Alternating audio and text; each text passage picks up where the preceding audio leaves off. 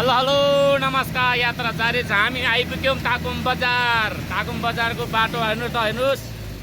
ताकुम बाटो आउँदैछु। ताकुम बाटो जस बाटो राम्रै छ।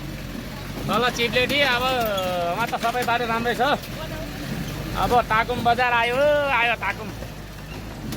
ताकुम बजार आयो। ताकुम अब आकितेके हेर्नुहोस्, गाडीमा हेर्नुहोस् है हजुर, गाडीमा हेर्नुहोस्।